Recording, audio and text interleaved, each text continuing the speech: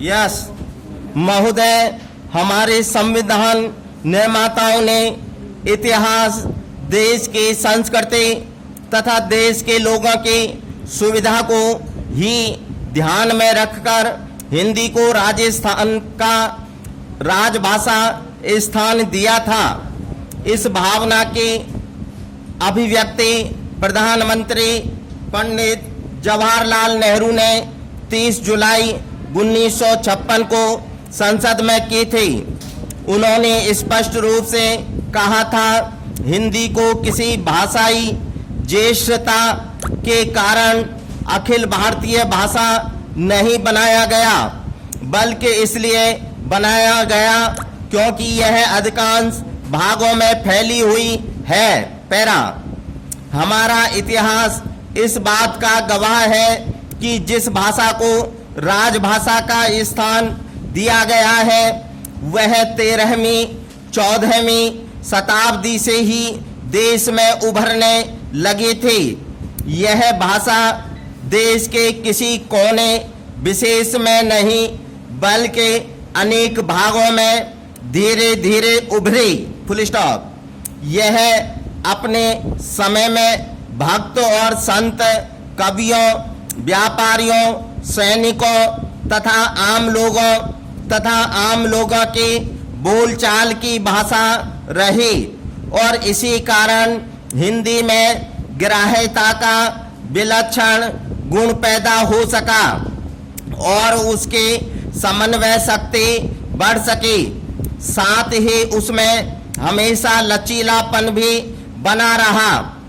अपने इन्हीं गुणों के कारण यह भाषा निरंतर आगे बढ़ती गई और अपना रूप निखारती गई। पैरा, स्वतंत्रता आंदोलन के हमारे नेताओं ने यह बात अनुभव की थी कि यदि उन्हें देश के जन जन तक पहुंचना है तो उसके लिए हिंदी भाषा सबसे अधिक उपयुक्त हो सकती है।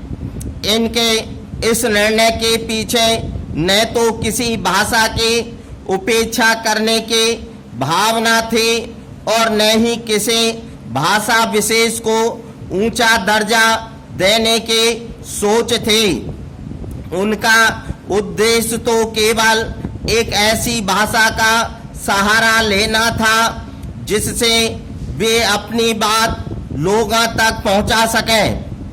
ऐसा सोचकर हिंदी भाषा को अपनाने वालों में केवल हिंदी भाषी लोग ही नहीं थे बल्कि उससे भी कहीं अधिक अहिंदी भाषी लोग थे। भाषा का इतिहास इस बात का गवाह है कि किसी भी एक समय में राजकाज की भाषा और लोगों की भाषा प्रचलित रहती है, लेकिन अब हमें नई राजनीतिक व्यवस्था और बदलते हुए परिवेश में यह देखना होगा कि क्या अब भाषा के ये अलग अलग स्वरूप एक ही समय में मौजूद रह सकते हैं और यदि रह सकते हैं तो उनकी सीमाएं क्या होनी चाहिए। यदि वे एक दूसरे से आदान प्रदान करती हैं तो उनके आदान प्रदान करने की स्थिति क्या होगी।